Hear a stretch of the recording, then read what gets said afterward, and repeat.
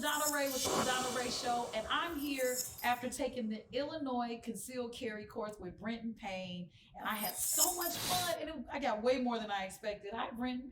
Hey, how's it going? It's going well now. I feel equipped. But here's the thing. I was telling people I was going to take this course. Right. And all they had to say to me was, well, how much is it? And when I told them how much, they were like, look, I know where you could get it cheaper. We're going to tell you why that's not a good idea. All right, so first of all, I'm a single mom. And initially, I was against guns altogether. I have boys. I don't want them accidentally killing themselves, shooting someone else, or injuring themselves. But in this climate that we're in right now, especially now, there have been more gun sales than ever, most recently during this pandemic. That's not why I'm jumping on the bandwagon. It's just that I realized something. I have to protect my family. Definitely. And things have changed, especially since taking your course. This is something that I would rather have and not need than need and not have. So when I signed up for your course, it was basically to be in a position of protecting my family. However, it's also to teach the responsibility to my own children. That's so important. I find that other people take their children to the ranges at young ages. But I have a question for you. Sure. Are you a psychologist? Yeah, so I do have a PhD in psychology. Our focus is cognitive neuroscience, the study of human behavior. And I think that that is one of the things that I bring that's different as a firearm instructor to a concealed carry course, because I focus with my students not just on the legal liabilities and aspects, not just the safety, but what happens to your physiology when you get scared and when you get nervous, because all the things that they're telling you to do with the, I hate to say, because it goes against the grain, with the NRA instructors is it requires you to be calm in order to do it. When you get into a self-defense situation, whether it's with a firearm or not, you're not going to be calm. So medically, you can't do these things.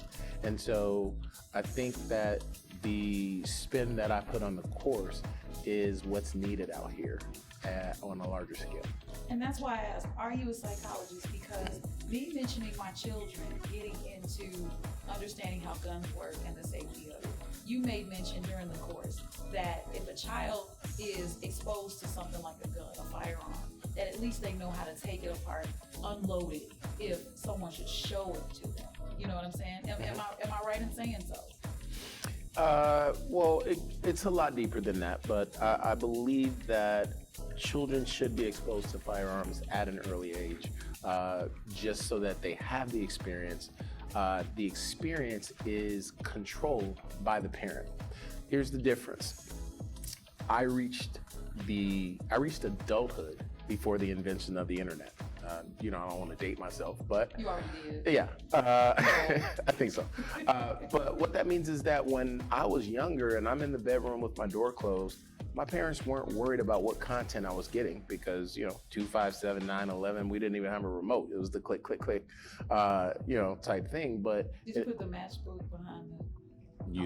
We did. But in this day and age, once you give your child a smart device, they have access to the world. And with TikTok and Instagram and all the other, things that the younger people are on, they're very impressionable.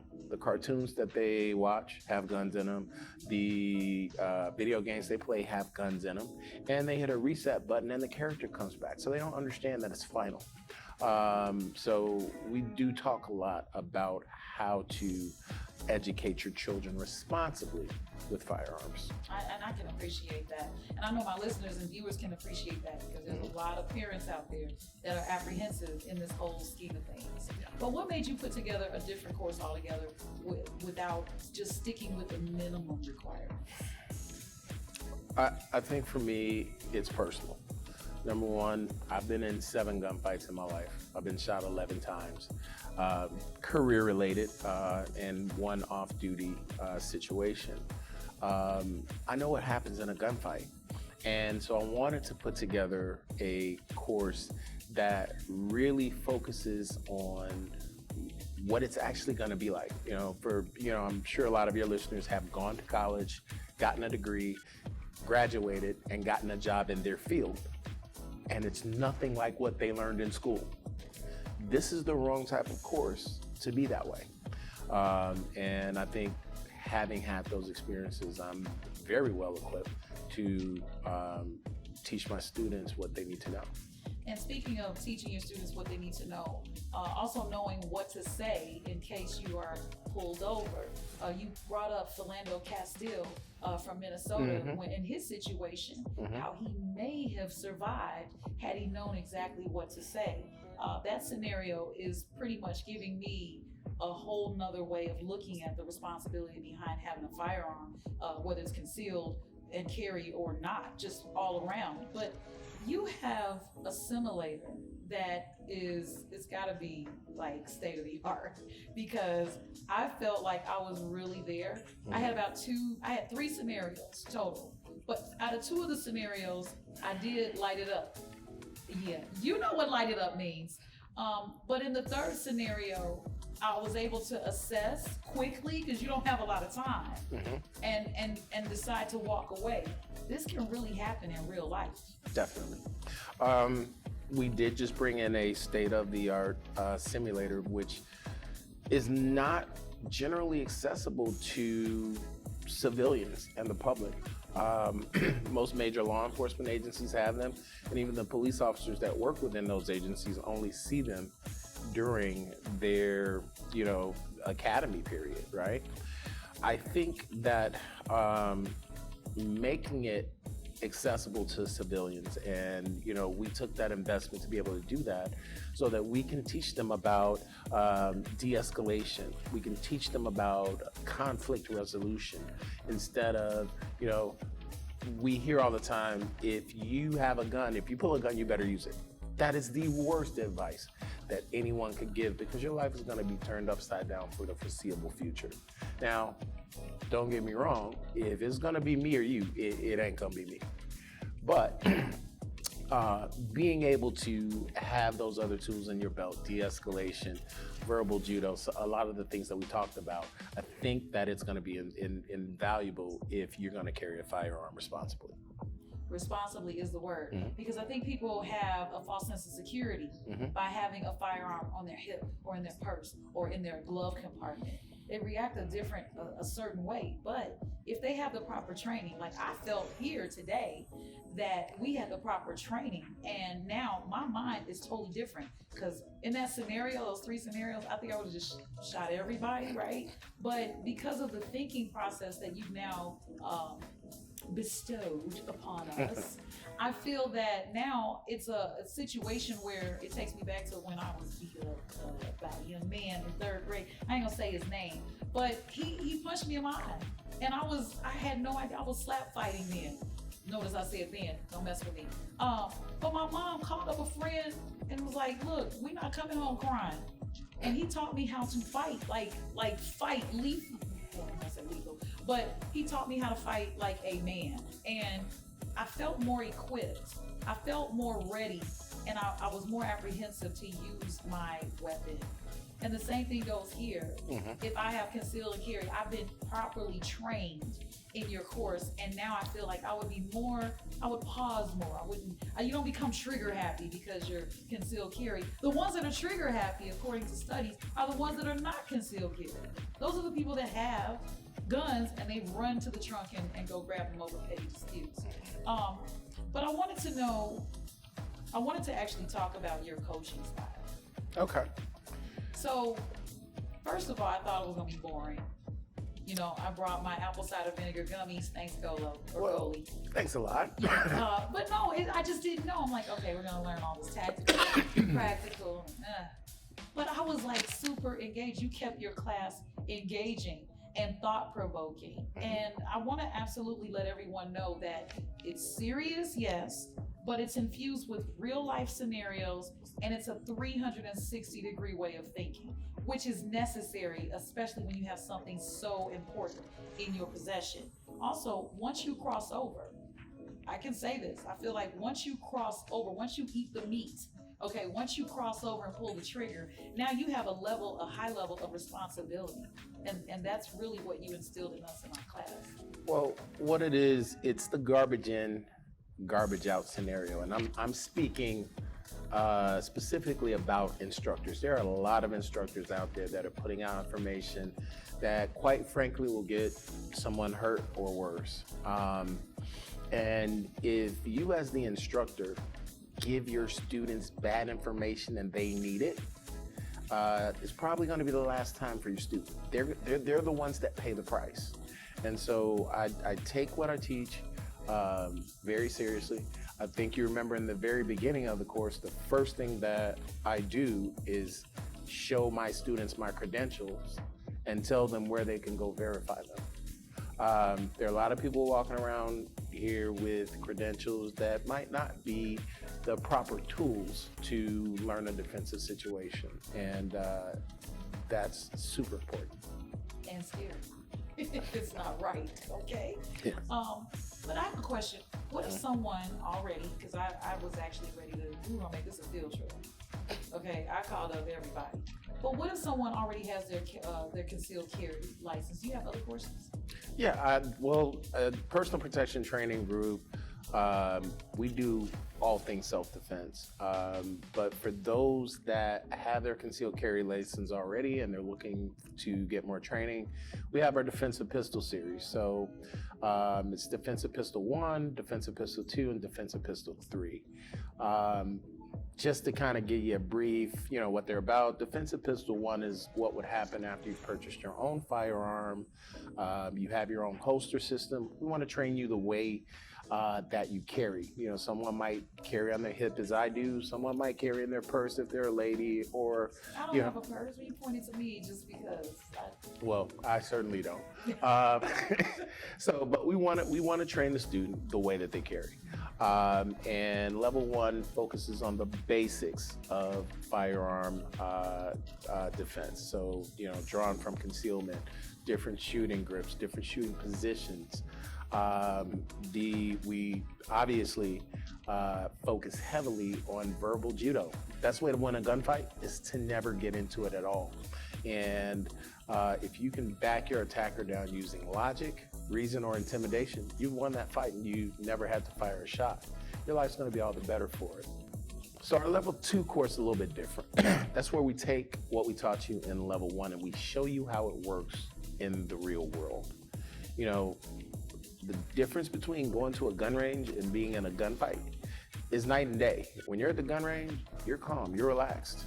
You know that no matter how many bullets you send that way, there's nothing coming back this way. And because of that, your target isn't a threat to you. You're not focused on it, right? But here's where we get into the psychology and the physiology of it all. When you get attacked, things start to change with your physiology. You lose the ability to regulate your temperature. You ever heard someone say, oh, she was heated? Yeah, you physically get hot. You lose the ability to regulate your breathing. That's why you can't catch your breath. Your heart's pounding, your hands are shaking, your vision's blurry. All of these things start to happen. So ask yourself, what sense does it make to use a curriculum that requires you to be calm to train you for a situation where you're not going to be calm?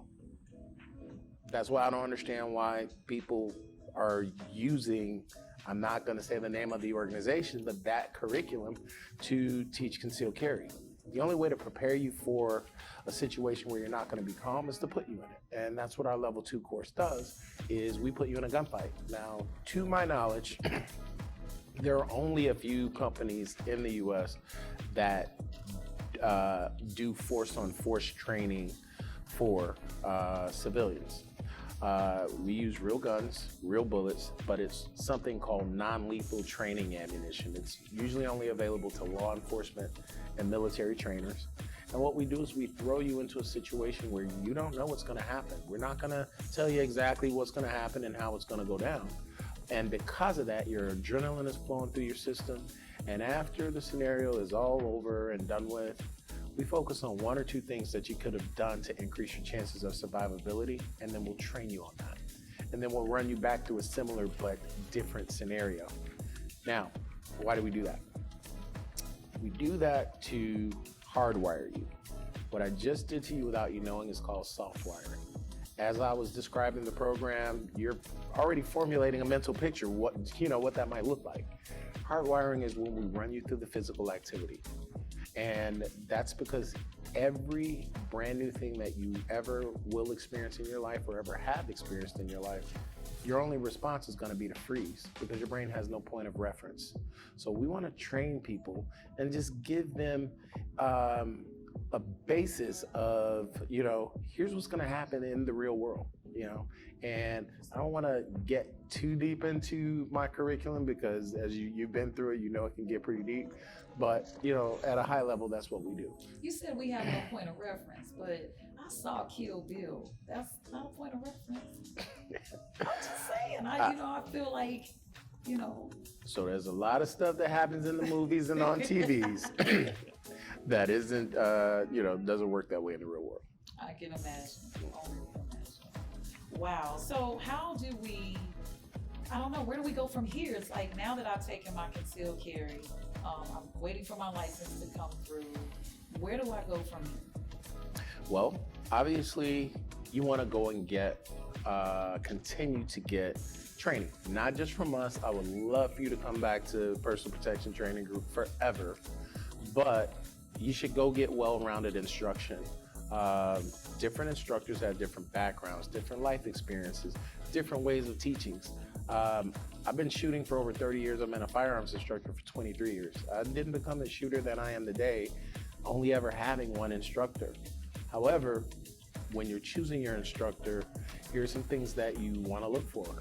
Number one, you ask to see that instructor's credentials. Those credentials need to come from a nationally or internationally recognized law enforcement organization, college, training school, academy, what have you.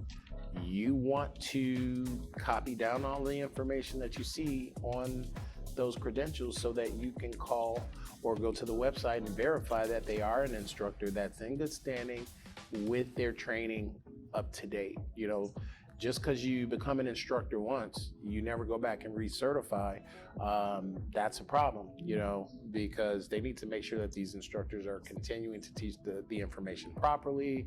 New information may have surfaced that those instructors need to be briefed on, what have you. These things are important. And these are the things that I don't think that most people stop to think about.